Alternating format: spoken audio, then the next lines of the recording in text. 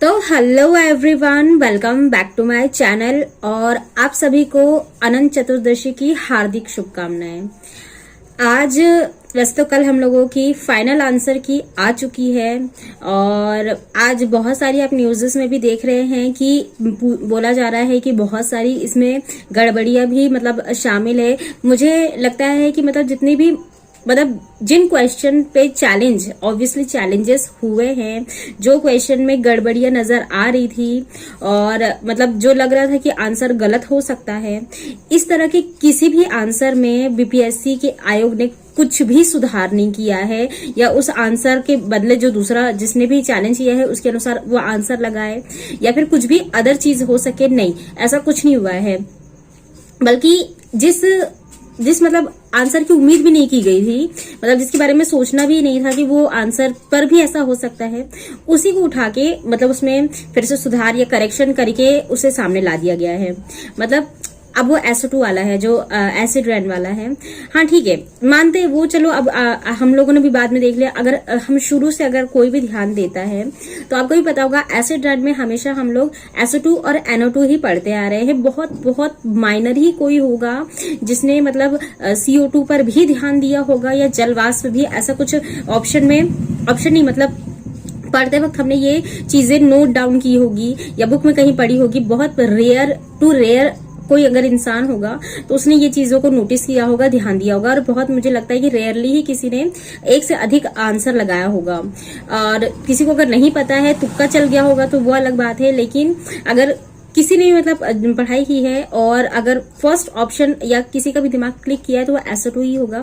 But उसके बाद भी बीपीएससी ने उस पर उसका आंसर गलत करके दूसरा एक से अधिक लगा के रिमार्क में देके हमारे सामने पेश कर दिया है।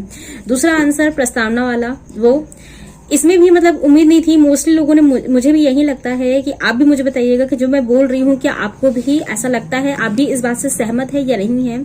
जो प्रियम्बल वाला भी है उसमें भी एक से अधिक आंसर दिया गया है, एक से अधिक आंसर सभी ने लगाया था, मैंने भी लगाया था, बट उसका आंसर मूल अधिकार कर दिया गया है। वो भी एक डाउटेड ही लग रहा है कि क्यों ऐसा किया गया है। जिस पे चैलेंज किए गए हैं, चैलेंज वाले क्वेश्चन पे एक भी मुझे नहीं लगता, बस वो जो M और इनमें से कोई नहीं वाला जो रीजनिंग का क्वेश्चन है उस पर शुरू से ही डाउट था। शुरू से ही ये पता था कि हाँ इसका गलत हो सकता है, सही हो सकता है। मेरा खुद M लगाया था, आयोग ने भी M ही उसका आंसर दिया था अपने प्रोविजनल आंसर की में, बट उसके बावजूद भी मैंने उस क्वेश्चन का नंबर अपने इसमें कभी भी नहीं जोड़ा। जब मैं अपने नंबर काउंट करती हूँ तो उसमें मैंने इस क्वेश्चन को जोड़ा ही नहीं होता है, क्योंकि मुझे ये पता है जब भी जब उसके पता है कि उसके ऊपर एक तरह से आपत्ति दर्ज हो सकती है, उसका कुछ सिर पैर है नहीं, तो उसका नंबर जोड़ने का कोई फायदा नहीं था। मैंने कभी उसके नंबर नहीं जोड़े, लेकिन फिर भी एक उम्मीद थी कि चलो इसे फाइनल में शायद इंक्लूड कर दे। लेकिन और अगर नहीं भी होता तो जो दूसरे लोगों ने उसका आंसर लगाया है कम से कम उनका तो सही होता, बट आयोग ने तो उसे डिलीट ही कर दिया। मुझे ये समझ में नहीं आता है कि आप इतने बड़े बड़े अधिकारी वहां पर, इतने बड़े एक्सपर्ट अपने अपने सब्जेक्ट के बैठे होते हैं, क्वेश्चन की कमी नहीं है, एक भी क्वेश्चन ऐसे नहीं हो सकते हैं कि वो सही ना हो पाए। क्वेश्चंस की कमी नहीं है, लेकिन उसके बावजूद भी आयोग ऐसे क्वेश्चन उठा के डाल दे रहा है कि उस पर एक तो माथा चकरा रहा है, वो अलग चीज आप ऐसे क्वेश्चन डाल रहे हैं कि उसका आंसर ही हर चीज का अलग है, वो एक अलग चीज। और उसके बाद ऐसे भी क्वेश्चन डाल दिए जा रहे हैं जिसका सर पैर नहीं है। एक सही क्वेश्चन डाल के 120 मार्क्स का बहुत अच्छे तरीके से एग्जाम दिया जा सकता था, लेकिन बीच में ऐसे ऐसे क्वेश्चन डालने का कोई औचित्य नहीं बनता है। लेकिन उसके बावजूद भी रीजनिंग का ये क्वेश्चन डालकर क्वेश्चन को डिलीट कर देना, ये कहां तक सही है? आपको क्या लगता है? मुझे जरूर बताइएगा। अब इसके बाद है कि मेरे नंबर कितने आ रहे हैं, क्या मेरे नंबर बढ़े हैं या सचमुच में घट गए हैं, और घटे हैं तो कितने नंबर घटे हैं। तो मैं बिल्कुल भी एक्सपेक्ट नहीं था यार कि इस तरह से भी हो सकता है। क्वेश्चन मुझे ये तो पता था कि मतलब जो वही एम वाला है उसमें या तो वो सही हो सकता है या तो गलत हो सकता है। बाकी जितने भी गलत है, गलत को मैंने गलत ही, यहाँ तक मैंने अपना कीट भक्षी, आपको पता है मैंने चैलेंज किया था उस पर, उसका तो कुछ भी मतलब बोला चाहिए इसका सिर पैर से कुछ भी मुझे नहीं लगता उस पर कुछ भी इन लोगों ने एनालाइज किया होगा, या मतलब मुझे ऐसा लगता है कि इतने सारे लोगों ने चैलेंज किया है तो उसे देखा भी गया है, मुझे नहीं लगता है। बहुत सारे लोग बोल रहे हैं कि इस पे दोबारा से आपत्ति मतलब वापस से मांगनी चाहिए, दोबारा से आयोग को एक बार और इस पे कोशिश करनी चाहिए, लेकिन मुझे ऐसा नहीं लगता है कि इसका कोई भी फायदा होने वाला है, क्योंकि अगर उन्हें करना होता तो जो फर्स्ट आंसर की आई उसी टाइम सही आंसर्स दिए गए होते।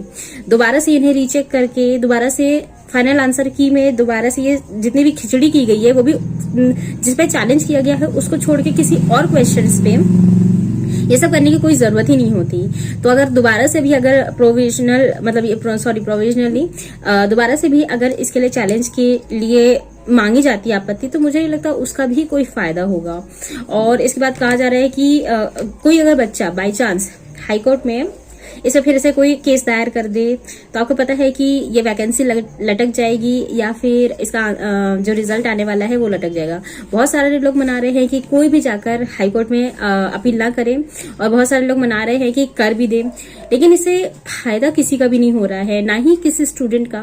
वो चाहे लोग कर रहे हैं, क्योंकि आपको पता है TRE 1 में किया गया था मतलब उसे हाईकोर्ट में जाके केस दर्ज किया गया कि इसका फिर से मतलब आंसर मतलब जो भी है रिजल्ट जारी करने के लिए, या फिर जो 1-2 नंबर से या कट ऑफ पे ही रुके हुए लोग हैं, डेट ऑफ बर्थ से छठे हैं, उनके लिए दोबारा से हाईकोर्ट ने दे भी दिया, अपना फैसला भी सुना दिया। फिर भी आयोग अभी तक कुछ भी नहीं किया है, ना शिक्षा विभाग ने कुछ किया है, तो मुझे ये नहीं लगता कि यहाँ पर भी कुछ होने वाला है।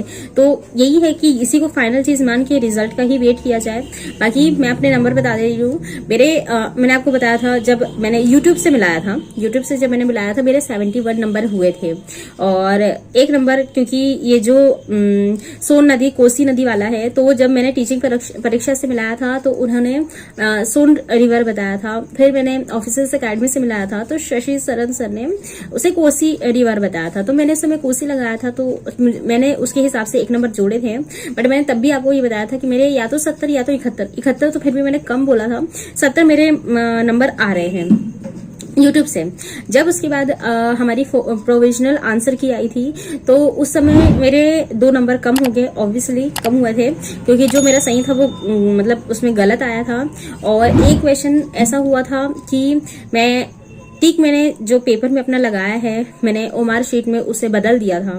मतलब होता है ना लास्ट में हम जो जिसका आंसर नहीं पता रहता है टिक करते जाते हैं, उसे मैंने अपने पेपर के टाइम में उसमें सही टिक लगाया था। मतलब मैंने सोचा ये हो सकता है इसका आंसर लगा दो, फिर आगे बढ़ गई। वापस से जब आई तो मुझे अब जब जिसका आंसर नहीं पता हम तो ऐसे ही करेंगे ना, तो जब मुझे ओमार शीट भरनी थी तो उस टाइम मैंने उसके बजाय दूसरा आंसर लगा दिया, तो इस तरह से वो मेरा गलत हो गया। तो इस तरह से मेरे 68 नंबर हुए थे, 68, और जो 67 में एक तरह से मान भी रही थी, मतलब मेरे दिमाग में पूरी तरह से मैं 67 लेके चल रही थी, क्योंकि जो एम वाला क्वेश्चन है रीजनिंग का वो मैं उसे बिल्कुल नहीं जोड़ रही थी, मतलब मैं लेके चल रही थी कि वो ना ही मैं जोड़ूं।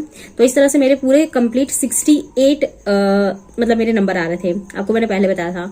और अब मेरे 2 नंबर कम हो गए हैं, वो है SO2 वाला और वो जो प्रस्तावना वाला क्वेश्चन है इस पे। ये दोनों ही मेरे सही थे और ये दोनों ही आयोग ने अपना आंसर चेंज कर दिया है और दोनों ही मेरे गलत होके 2 नंबर कम हो गए। तो कुल मिला जुला के इस समय मेरे 66 नंबर आ रहे हैं। और मैं एक ही चीज बोलूंगी, रिजल्ट में कट ऑफ के पीछे सभी पड़े रहेंगे। मुझे नहीं लगता, I really don't think so कि कट ऑफ 70 से अंडर आएगी। अगर आ जाती है तो, बाकी मुझे बिल्कुल उम्मीद नहीं है कि 70 से नीचे जाने वाली है। जाती है वेल एंड गुड, बट मैं आपसे यही बोलूंगी कि झूठी मतलब होप देने से कोई फायदा नहीं है। मैं आपको फॉल्स होप नहीं दूंगी, जो हो गया सो हो गया, रिजल्ट आ रहा है अब उसका वेट कीजिए। बाकी मैं यही बोलूंगी कि जिसके 70 से नंबर कम है वो ये सब चीजों के चक्कर में छोड़ दे और अपनी पढ़ाई करे, TRE 4 की तैयारी करे।